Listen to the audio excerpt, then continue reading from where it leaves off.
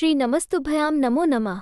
आज आप श्रवण कीजिए श्रावण मास महात्म्य 23वां अध्याय कृष्ण जन्माष्टमी व्रत का वर्णन अपने चैनल स्पिरिचुअल स्वास्थ्य के माध्यम से। वीडियो पसंद आए तो लाइक शेयर एवं सब्सक्राइब करें। तो दोस्तों करते हैं वीडियो शुरू। श्रावण मास महात्म्य 23वां अध्याय कृष्ण जन्माष्टमी व्रत का वर्णन। ईश्वर बोले, हे सनय कुमार, श्रावण मास में कृष्ण पक्ष की अष्टमी को वृष के चंद्रमा में अर्धरात्रि में इस प्रकार के शुभ योग में देवकी ने वसुदेव से श्रीकृष्ण को जन्म दिया। भारत के पश्चिमी प्रदेशों में युगादि तिथि के अनुसार मास का नामकरण होता है, अतः श्रावण कृष्ण अष्टमी को भाद्रपद अष्टमी समझना चाहिए। सूर्य के सिंह राशि में प्रवेश करने पर इस श्रेष्ठ महोत्सव को करना चाहिए। सप्तमी के दिन अल्पाहार करें। इस दिन दंतावन करके उपवास के नियम का पालन करे और जितेंद्रिय होकर रात में शयन करे। जो मनुष्य केवल उपवास के द्वारा कृष्ण जन्माष्टमी का दिन व्यतीत करता है, वो 7 जन्मों में किए गए पापों से मुक्त हो जाता है, इसमें संदेह नहीं है। पापों से मुक्त होकर गुणों के साथ जो वास होता है, उसी को सभी भोगों से रहित उपवास जानना चाहिए। अष्टमी के दिन नदी आदि के निर्मल जल में तिलों से स्नान करके किसी उत्तम स्थान में देवकी का सुंदर सूतिकागृह बनाना चाहिए, जो अनेक वर्ण के वस्त्रों, कलशों, फलों, पुष्पों तथा दीपों से सुशोभित हो और चंदन तथा अगरू से सुवासित हो।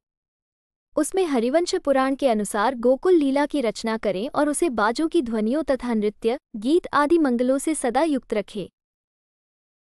उस ग्रह के मध्य में षष्ठी देवी की प्रतिमा सहित सुवर्ण, चांदी, ताम्र, पीतल, मिट्टी, काष्ठ अथवा मणि की अनेक रंगों से लिखी हुई श्रीकृष्ण की प्रतिमा स्थापित करें।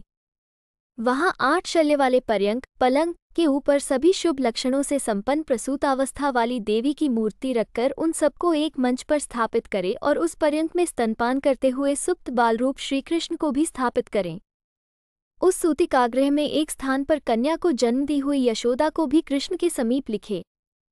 साथ ही साथ हाथ जोड़े हुए देवताओं, यक्षों, विद्याधरों तथा अन्य देवोनियों को भी लिखे और वहीं पर खड्ग तथा ढाल धारण करके खड़े हुए वासुदेव को भी लिखे। इस प्रकार कश्यप के रूप में अवतीर्ण वसुदेव जी, अदितिवरूपा देवकी, शेषनाग के अवतार बलराम, अदिति के ही अंश से प्रादुर्भूत यशोदा, दक्ष प्रजापति के अवतार नंद, ब्रह्मा के अवतार गर्गाचार्य, सभी अप्सराओं के रूप में प्रकट गोपिकावृंद, देवताओं के रूप में जन्म लेने वाले गोपगण, कालनेम स्वरूप कंस, उस कंस के द्वारा व्रज में भेजे गए वृषासुर, वत्सासुर, कुवल्यापीठ, केशी आदि असुर, हाथों में शास्त्र लिए हुए दानव तथा यमुनदा में स्थित काल्य नाग, इन सबको वहां चित्रित करना चाहिए। इस प्रकार पहले इन्हें बनाकर श्रीकृष्ण ने जो कुछ भी लीलाएं की हैं, उन्हें भी अंकित करके भक्तिपरायण होकर प्रयत्नपूर्वक 16 उपचारों से देवकी इस मंत्र के द्वारा उनकी पूजा करनी चाहिए।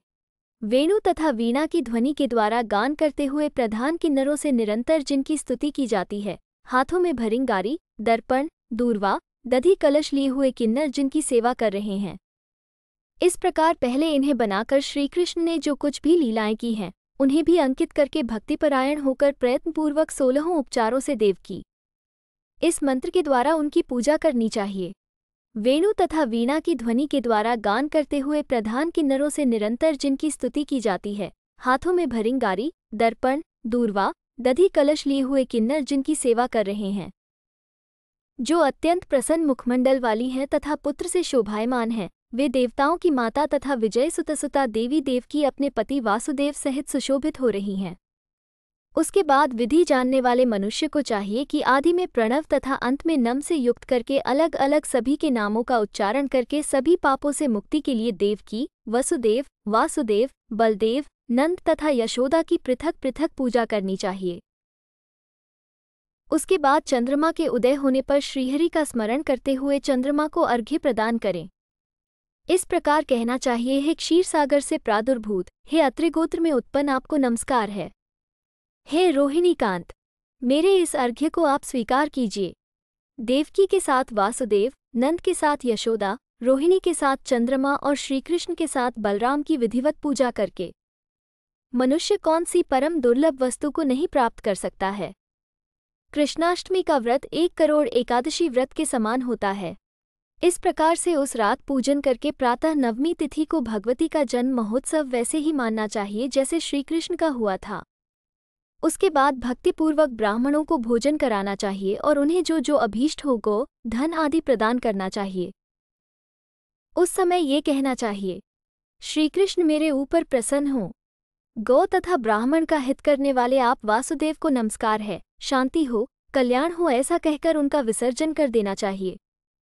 उसके बाद मौन होकर बंधु बांधवों के साथ भोजन करना चाहिए। इस प्रकार जो प्रत्येक वर्ष विधानपूर्वक कृष्ण तथा भगवती का जन्म महोत्सव मनाता है वो यथोक्त फल प्राप्त करता है।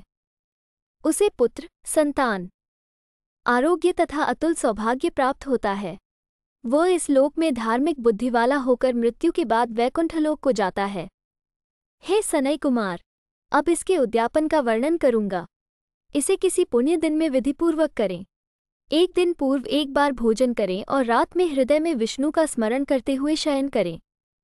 इसके बाद प्रातःकाल संध्या आदि कृत्य संपन्न करके ब्राह्मणों स्वस्तिवाचन कराएं और आचार्य का वरण करके ऋत्विजों की पूजा करें। इसके बाद वित्त शाठ्य से रहित होकर एक पल अथवा उसके आधे अथवा उसके भी आधे पल सुवर्ण की प्रतिमा बनवानी चाहिए और इसके बाद रचित मंडप में मंडल के भीतर ब्रह्मा आदि देवताओं की स्थापना करें। इसके बाद वहां तांबे अथवा मिट्टी का एक घट स्थापित करें और उसके ऊपर चांदी या बांस का एक पात्र रखें। उसमें गोविंद की प्रतिमा रखकर वस्त्र से आच्छादित करके व्यक्ति 16 उपचारों से वैदिक तथा तांत्रिक मंत्रों के द्वारा विधिवत पूजन करे। इसके बाद शंख में पुष्प, फल, चंदन तथा नारिकेल फल सहित शुद्ध जल लेकर पृथ्वी पर घुटने टेककर यह कहते हुए देवकी सहित भगवान श्री कृष्ण को अर्घ्य प्रदान करे, कंस के वध के लिए, पृथ्वी का भार उतारने के लिए, कौरवों के विनाश के लिए तथा दैत्यों के संहार के लिए आपने अवतार लिया है। हे हरे, मेरे द्वारा प्रदत्त इस अर्घ्य को आप देवकी सहित ग्रहण करें। इसके बाद बुद्धिमान को चाहिए कि चंद्रमा को पूर्वोक्त विधि से अर्घ्य प्रदान करें। पुनः भगवान से प्रार्थना करें, हे जगन्नाथ, हे देवकी पुत्र, हे प्रभु, हे वसुदेव पुत्र, हे अनंत, आपको नमस्कार है, भवसागर से मेरी रक्षा कीजिए। इस प्रकार देवेश्वर से प्रार्थना करके रात्रि में जागरण करना चाहिए। पुनः प्रातःकाल शुद्ध जल में स्नान करके जनार्दन का पूजन खीर, तिल और घृत से मूल मंत्र के द्वारा भक्तिपूर्वक 108 आहुति देकर पुरुष सूक्त से हवन करें और पुनः इदम विष्णुवी चक्र में इस मंत्र से केवल घृत, घी की आहुतियां देनी चाहिए। पुनः पूर्णाहुति देकर तथा होमशेष संपन्न करने के अनंतर आभूषण तथा वस्त्र आदि से आचार्य की पूजा करनी चाहिए।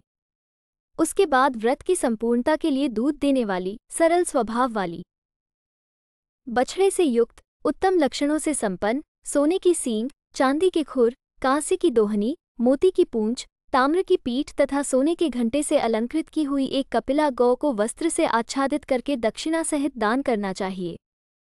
इस प्रकार दान करने से व्रत संपूर्णता को प्राप्त होता है। कपिला गौ के अभाव में अन्य गौ भी दी जा सकती है। इसके बाद ऋत्विजों को यथायोग्य दक्षिणा प्रदान करें। इसके बाद 8 ब्राह्मणों को भोजन कराएं और उन्हें भी दक्षिणा दें। पुनः सावधान होकर जल से परिपूर्ण कलश ब्राह्मणों को प्रदान करें और उनसे आज्ञा लेकर अपने बंधुओं के साथ भोजन करें। हे ब्रह्मपुत्र, इस प्रकार व्रत का उद्यापन कृत्य करने पर वह बुद्धिमान मनुष्य उसी क्षण पाप रहित हो जाता है और पुत्र पौत्र से युक्त तथा धन धान्य से संपन्न होकर बहुत समय तक सुखों का उपभोग कर अंत में वैकुंठ प्राप्त करता है। इस प्रकार श्रीस्कत पुराण के अंतर्गत ईश्वर सनय कुमार संवाद में श्रावण मास महात्म्य में कृष्ण जन्माष्टमी व्रत कथन नामक 23वां अध्याय पूर्ण हुआ। वीडियो पूरी देखने का बहुत बहुत धन्यवाद।